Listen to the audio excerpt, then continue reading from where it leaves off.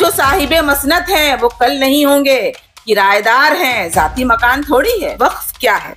वक्फ की हुई प्रॉपर्टी का मतलब होता है डोनेट की हुई प्रॉपर्टीज। मदरसों में बच्चे पढ़ते हैं, बच्चों को जो यतीम बच्चे होते हैं वो यतीम बच्चों को 2 वक्त का खाना मिलता है, उनको शिक्षा मिलती है, उनको जिंदगी जीने का सलीका मिलता है। ये सारी जो चीजें हैं उसका एक खर्च होता है, ये तो गवर्नमेंट नहीं देती है। ऑब्वियसली अगर गवर्नमेंट नहीं देती है तो गवर्नमेंट को मुसलमान के डोनेट किए हुए पैसों पर हक जताने का कोई हक नहीं। अगर गवर्नमेंट वक्फ के प्रॉपर्टी पर हक जताने में आज सक्षम हो जाती है तो कल मेरी जो जाती प्रॉपर्टी है उस पर भी गवर्नमेंट कोई ना कोई इफ एंड बट या एक कानून लगा सकती है कि भाई सोफिया खान का जो प्रॉपर्टी है वो अब सोफिया खान का नहीं रहा। तो आप आज सत्ते पे हो, कल नहीं रहोगे, इसीलिए घमंड बड़ों का चूर हो गया। आपका घमंड भी बहुत जल्द चूर होगा। वक्फ हमारा था, हमारा है और वक्फ की प्रॉपर्टी हमारी ही रहेगी इंशाअल्लाह ताला। ममता बनर्जी को मैं सैल्यूट करूंगी कि वही एकमात्र ऐसी नेत्री हैं जो बिना डरे वो मुसलमानों के हर एक जुल्म के खिलाफ खड़ी रहती हैं। आदाब, नमस्कार, स्वागत है आप सभी का लाइव इंडिया न्यूज में। मैं हूं आपके साथ जमशेद और इस वक्त हम आपको बता दें कि जिस तरह से न्यू वक्फ अमेंडमेंट बिल जब से आया है तब से ही पूरे मुस्लिम समाज में गुस्से का माहौल है और अब विपक्ष में जो पॉलिटिकल पार्टियां हैं वो तमाम अब इसके खिलाफ मुहिम छेड़ने की कोशिश कर चुकी हैं और इनकी मुहिम की शुरुआत भी हो चुकी है। पश्चिम बंगाल में ऐसे खबरें आ रही हैं कि 30 तारीख को खुद मुख्यमंत्री ममता बनर्जी ने आह्वान किया है जो वक्फ बिल के खिलाफ होगा और केंद्र सरकार के खिलाफ होगा। तो ऐसे में हमारे साथ सोफिया खान जी हैं जो एक जानी मानी सोशल वर्कर हैं और टीएमसी नेत्री हैं और एक शिक्षिका भी हैं। तो हम उनसे बातचीत करने की कोशिश करते हैं कि आखिर वो वक्फ बिल को लेकर क्या सोचती हैं। मैम, आपका बहुत बहुत स्वागत है। क्या कहेंगे, जिस तरह से वक्फ बिल जब से आया है तब से एक जबरदस्त गुस्से का माहौल देखा जा रहा है लोगों में और अब पॉलिटिकल पार्टियां भी इसके खिलाफ जो है सामने आ रही हैं और जेपीसी में भी मामला गया हुआ है। क्या लग रहा है, क्या होगा? देखिए, सबसे पहले तो मैं ये जो भाजपा की जो गंदी राजनीति है उसके खिलाफ मैं इसकी मुखालफत करती हूँ, क्योंकि उन्होंने 2014 के बाद ही मुसलमान से जुड़ी हुई जितनी भी चीजें हैं वो आप देख लीजिए। ट्रिपल तलाक से शुरू हुआ था ये मामला। ट्रिपल तलाक उन्होंने उसको चलिए ठीक है, अगर उसमें कुछ अच्छाई है तो हम उसको पॉजिटिवली देखते हैं, दैट्स फाइन। लेकिन अगर हम हर एक चीज में हम मुसलमान को ही टारगेट करते हैं, वो लिंचिंग से शुरू होता है, वो मस्जिदों को अटैक करने से शुरू होता है, मस्जिद, मदरसा, मतलब कुल मिला के जितने भी मुसलमान के अदारे हैं, मुसलमान से रिलेटेड जो हमारे हदीस से जो जुड़ी हुई जो चीजें हैं उसके ऊपर अटैक करना शुरू हुआ। अब लास्ट में इन लोगों के पास एक वक्फ को लेके जो करोड़ों की संपत्ति है मुसलमान की जाती प्रॉपर्टी ये नहीं है, शायद ये बहुत से लोगों को नहीं पता है, तो मैं उनको बता दूं कि वक्फ क्या है। वक्फ की हुई प्रॉपर्टी का मतलब होता है डोनेट की हुई प्रॉपर्टीज।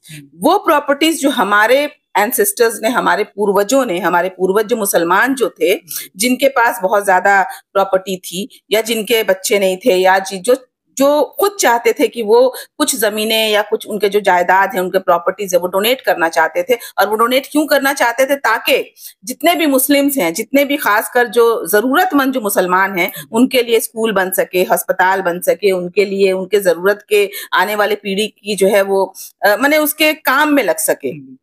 लेकिन अब जो नजर है मोदी जी का और भाजपा का, वो नजर पड़ चुका है इसके ऊपर, तो उनको लगता है कि वक्फ की प्रॉपर्टी जो है करोड़ों में है, उनकी संपत्ति है, तो इसके ऊपर दखल अंदाजी करने के लिए इन्होंने इस तरीके का एक षड्यंत्र रचा। मैं इसको षड्यंत्र ही कहूंगी कि ये चाहते हैं कि मुसलमान को हर तरीके से अपाहिज कर देना।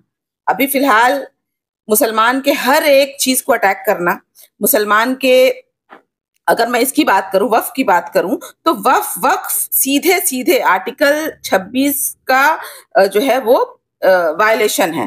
और इस वायलेशन के लिए मुझे लगता है कि हमारा संविधान है, कानून है, लेकिन देखा ये गया है कि बीजेपी जो है, भाजपा ने हर एक अदारे को जो है वो खरीद लिया। अखबार भी इनका है, मीडिया भी इनकी है, प्रशासन भी इनका है, कोर्ट पे भी इनका इन्फ्लुएंस है, जितने भी एडमिनिस्ट्रेशन है उन पे इनका इन्फ्लुएंस है। तो कहीं ना कहीं ये भी एक साजिश का हिस्सा है और उन्होंने एक बहुत ही गंदी साजिश रचने की कोशिश की है। लेकिन बहरहाल पूरे देश में जो है अलग अलग अदारों के तरफ से पॉलिटिकल, नॉन पॉलिटिकल ये जो है प्रोटेस्ट चल रहा है, आंदोलन चल रहा है।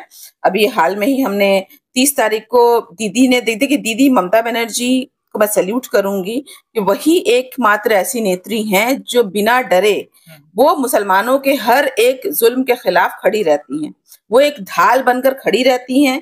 ये हमने एनआरसी और सीए के वक्त भी देखा था कि किस तरीके से दीदी, जब सब लोग मोदी के खिलाफ बोलने से डर रहे थे, तो दीदी एकमात्र थी जो उन्होंने डंके के चोट पर उन्होंने कहा कि वो सीए, एनआरसी सीए को लागू होने नहीं देंगी बंगाल में, और वो अपने बात पर टिकी रही। ठीक उसी तरीके से जब वक्फ का मामला आया तो दीदी ने कहा कि हम लोग वक्फ के लिए एक नया कानून बनाएंगे बंगाल से, और वही नहीं बल्कि हम लोग पार्टी के बैनर पे पार्टी के लोगों को लेकर, सिर्फ पार्टी नहीं, इसमें ऑल आर वेलकम, जितने भी लोग इसके खिलाफ हैं वो सारे लोगों को लेकर हम लोग 30 तारीख को एक महा रैली करेंगे।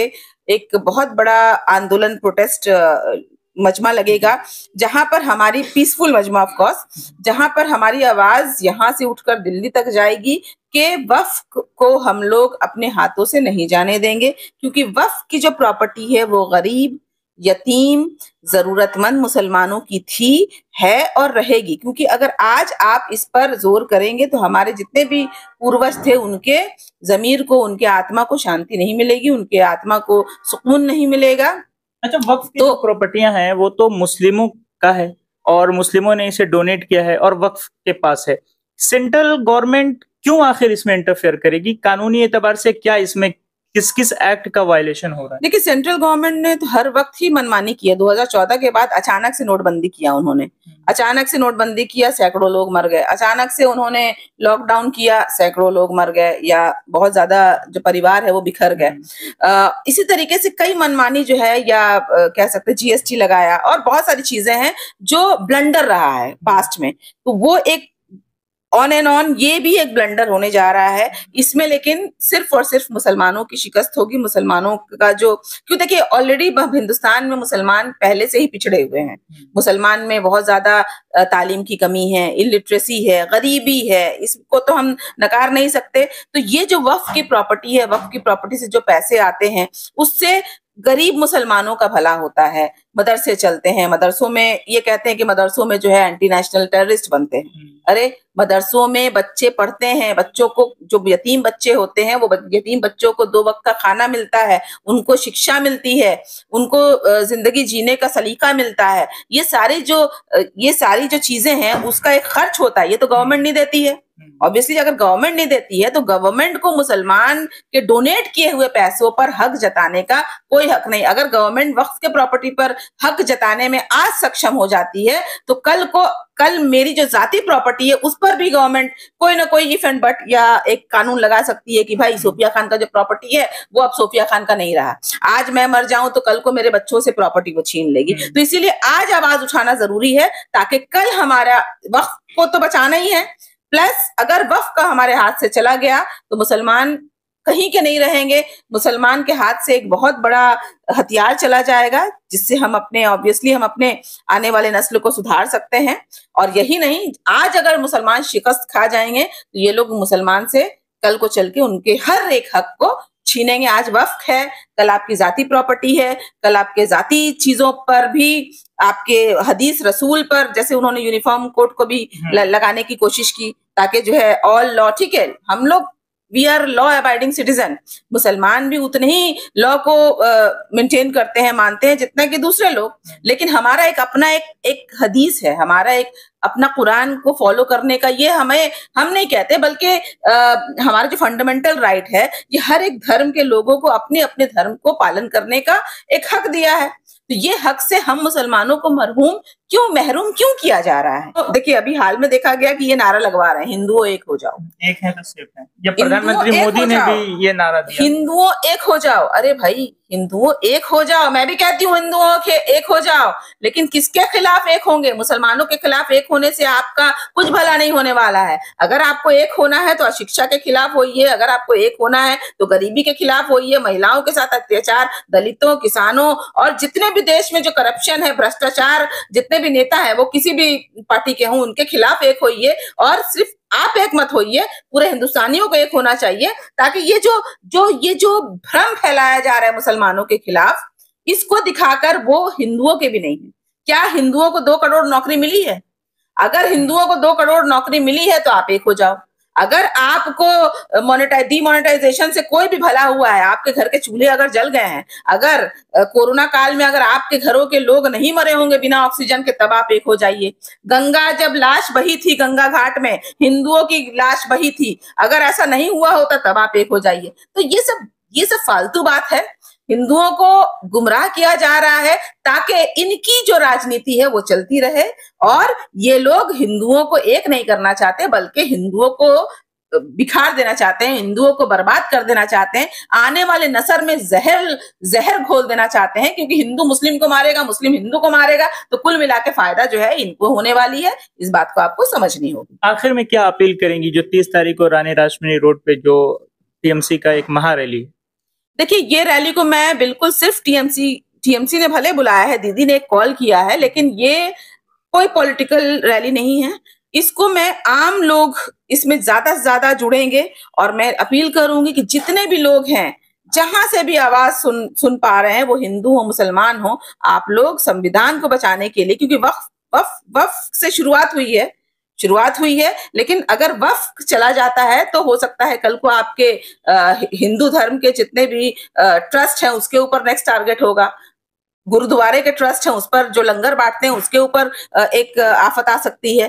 तो ये आप हिंदू मुसलमान नहीं, बल्कि आप आइए, आप ज्यादा से ज्यादा अपनी ताकत को दिखाइए, और ये दिखाइए कि आप से बड़ा, मतलब जो लोग भी सत्ते पर बैठे हैं वो जनता के वजह से बैठे हैं, जनता की वजह से बैठे हैं, जनता के लिए बैठे हैं। तो जनता से बगावत करके, जनता को नकार के कोई भी सत्ते पर न कभी रहा है न रहेगा। 35 साल के वामफ्रंट को भी यही लगता था, सीपीआईएम को लगता था कि 35 साल हुकूमत कर लिया, मतलब मैं कभी नहीं हटूंगा।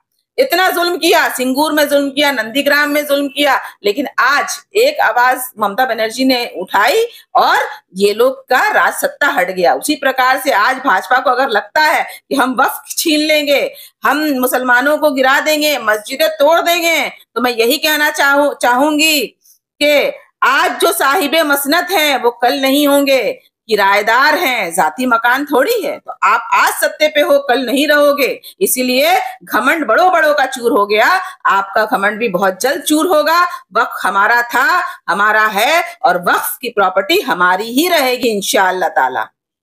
चलिए, बहुत बहुत शुक्रिया हमसे बातचीत करने के लिए। हमारे साथ टीएमसी नेत्री और जानी मानी सोशल वर्कर और एक शिक्षिका सोफिया खान जी हमारे साथ थी, जिन्होंने वक्फ को लेकर तमाम बातें आपके सामने रखी। आप भी बने रहिए लाइव इंडिया न्यूज के साथ और दीजिए हमें इजाजत। शुक्रिया।